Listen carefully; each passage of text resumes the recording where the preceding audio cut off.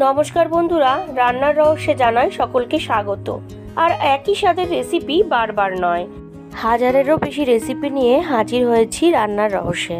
আর আজকে আপনাদের সাথে শেয়ার করে নিচ্ছি ঈদ স্পেশাল চিংড়ি মাছের মালাইকারি।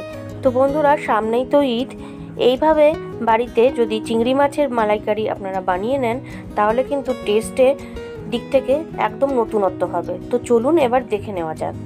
তো চিংড়ি মাছের মালাইকারি বানানোর জন্য এখানে সামুদ্রিক চিংড়ি নিয়ে নিয়েছি বড় সাইজের, আর কয়েকটা ছোট সাইজেরও আছে, আমি পরে দেখিয়ে দিচ্ছি।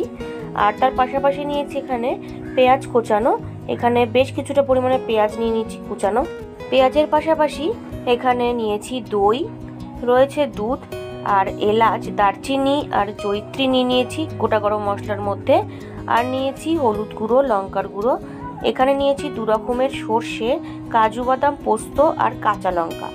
তো প্রথমে একটা মশলা রেডি করে নেব, আর আমি এই মিক্সার জারে আগে পোস্ত বেটেছিলাম তার জন্য তার মধ্যেই নিয়ে নিচ্ছি। এখানে 1 টেবিল স্পুন হলুদ সর্ষে, 1 টেবিল স্পুন কালো সর্ষে, 1 টেবিল স্পুন পোস্ত আর কয়েকটা কাজু বাদাম, আর তার সাথে কয়েকটা কাঁচা লঙ্কা দিয়ে নিয়েছি। দিয়ে এবার জল দিয়ে একটা স্মুথ পেস্ট রেডি করে নেব।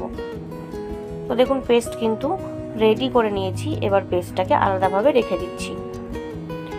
তো প্রথমেই বলেছিলাম আমি এখানে সামুদ্রিক চিংড়ি নিয়েছি, এখানে প্রায় 500 গ্রাম সামুদ্রিক চিংড়ি নিয়েছি। আর কয়েকটা চিংড়ি মাছের মাথা কিন্তু বাদ দিয়েছি, তার কারণটা বলে দিচ্ছি। তার আগে আমি চিংড়ি মাছটাতে লবণ আর হলুদ মাখিয়ে নিচ্ছি।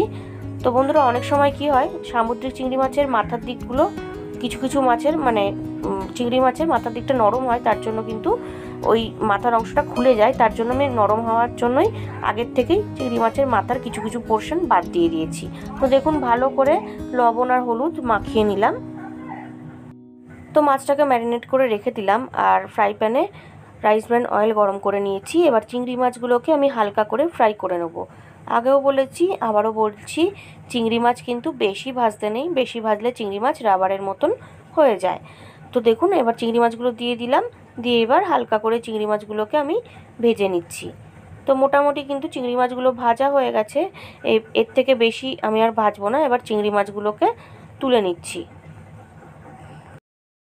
এবার ওই চিংড়ি মাছ ভেজে নেওয়ার তেলের মধ্যেই দারচিনি, এলাচ আর জয়িত্রী একটু থেতো করে দিয়ে দিলাম। খুব সুন্দর কিন্তু স্মেল বেরিয়ে গেছে। এইবার 2টো বড় সাইজের পেঁয়াজ আমি কুচি করে নিয়েছিলাম, একদম ফাইনভাবে চপ করে নিয়েছিলাম, সেটা দিয়ে দিলাম।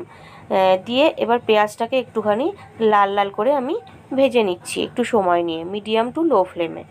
প্রায় 6 মিনিটের কাছাকাছি ভেজে নেওয়ার পরে দেখুন হালকা রং চলে এসেছে। এইবার আমি একটু লবণ দিয়ে দিলাম যাতে পেঁয়াজটা সফট হয়ে যায়, আর দিয়ে দিচ্ছি 1/2 টিস্পুন হলুদ গুঁড়ো, 1/2 টিস্পুন ঝাল লঙ্কার গুঁড়ো, দিয়ে ভালো করে আমি মিশিয়ে নিলাম। তো পেঁয়াজে কিন্তু ভালো রং চলে এসেছে, আর মশলাটাও ভাজা ভাজা হয়ে গেছে। এবার কাশ্মীরি রেড চিলি পাউডার দিয়ে দিলাম জাস্ট কালারের জন্য। তো ভালো করে ভেজে নেওয়ার পরে দিয়ে দিলাম 1/2 টিস্পুন জিরে গুঁড়ো। জিরে গুঁড়োটা দিয়ে আবারও ভালো করে মিশিয়ে নিচ্ছি। এবার ওভেনটাকে অফ করে দিয়েছি। অফ করে দিয়ে আমি যে দইটা নিয়েছিলাম 1/2 কাপ, সেই 1/2 কাপ দইটা ভালো করে ফেটিয়ে নিয়েছি, নিয়ে এই মশলাটার মধ্যে অ্যাড করে দিলাম। এবার ভালো করে আমি মিশিয়ে নিচ্ছি, আর ফ্লেমটাকে কিন্তু এখন অফ রেখেছি। তো ভালো করে মিশিয়ে নেওয়ার পরে দেখুন ফ্লেমটাকে অন করে দিয়েছি। এইবার এর মধ্যে যে মশলাটা বেটে রেখেছিলাম 2 রকমের সর্ষে, পোস্ত, কাজু বাদাম আর কাঁচা লঙ্কা, সেটা দিয়ে দিলাম। দিয়ে এবার মিডিয়াম টু লো ফ্লেমে ভালো করে একটুখানি কষিয়ে নিচ্ছি। তো খুব ভালো করে কষিয়ে নিয়েছি। এবার মশলার বাটি ধোয়া সামান্য একটু জল দিয়ে দিলাম। আপনারা দেখুন কালারটা কিন্তু খুব সুন্দর চলে এসেছে, আর খুব সুন্দর একটা স্মেলও আসছে। প্রায় 6 থেকে 7 মিনিট কষিয়ে নেওয়ার পরে এবার দিয়ে দিচ্ছি এখানে 1.5 কাপ পরিমাণে দুধটা দিয়ে ভালো করে এবার মিশিয়ে নিচ্ছি। এটাই ছিল রান্নার ট্রিক্স। অর্থাৎ আমরা সবসময় জানি নারকেলের দুধ ছাড়া কিন্তু মালাইকারি হয় না, কিন্তু আজকে এখানে নারকেলের দুধ ছাড়াই আমি মালাইকারি করছি নর্মাল দুধ দিয়ে। তো দেখুন সামান্য পরিমাণে চিনিও দিয়ে দিলাম, দিয়ে ভালো করে মিশিয়ে নিচ্ছি। তো গ্রেভিটা কিন্তু একদম রেডি হয়ে গেছে। এবার ভেজে রাখা চিংড়ি মাছগুলো এর মধ্যে দিয়ে দিচ্ছি, দিয়ে হালকা হাতে চিংড়ি মাছগুলোকে আমি মিশিয়ে নেব।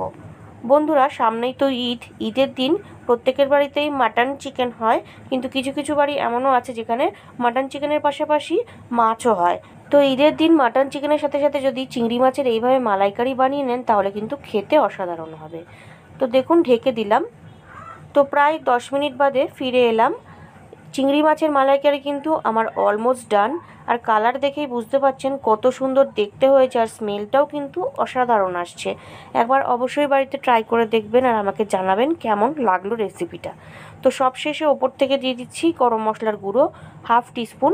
গরম মশলার গুঁড়োটা দিয়ে জাস্ট হালকা হাতে একটু মিশিয়ে নিচ্ছি। আর বন্ধুরা, এর আগেও কিন্তু আমার চ্যানেলে চিংড়ি মাছের মালাইকারি রেসিপি দেওয়া রয়েছে, আপনারা আমার চ্যানেল পেজে গেলেই কিন্তু সেখান থেকে রেসিপিগুলো দেখে নিতে পারবেন। আর ভালো লাগলে অবশ্যই একটা লাইক কমেন্ট করতে ভুলবেন না। তো দেখুন ফাইনালি আবারও কিছুক্ষণের জন্য ঢেকে দিয়েছিলাম, তো এবার ফাইনালি চেক করে নিচ্ছি। তো বন্ধুরা, ঈদ স্পেশাল রেসিপি কিন্তু আমার একদম রেডি, আর দেখতে কিন্তু বড়ই লোভনীয় হয়েছে। তো অবশ্যই বাড়িতে একবার ট্রাই করবেন আর আমাকে জানাবেন কেমন লাগলো। তো এইবার গ্যাসটাকে অফ করে দিয়ে আমি এই চিংড়ি মাছের মালাইকারিটা গরম গরম সার্ভ করব। আজকের রেসিপি ঈদ স্পেশাল চিংড়ি মাছের মালাইকারি আমার একদম রেডি। ভালো লাগলে বাড়িতে অবশ্যই ট্রাই করবেন ও টেস্টের আনন্দ নেবেন। তার পাশাপাশি লাইক শেয়ার কমেন্ট করতে ভুলবেন না। আর নতুন বন্ধুরা যারা এখনও পর্যন্ত আমার চ্যানেলটিকে সাবস্ক্রাইব করেননি, তারা আরও ভালো ও নতুনত্ব রেসিপির জন্য রান্নার রহস্যকে অবশ্যই সাবস্ক্রাইব করবেন। ধন্যবাদ।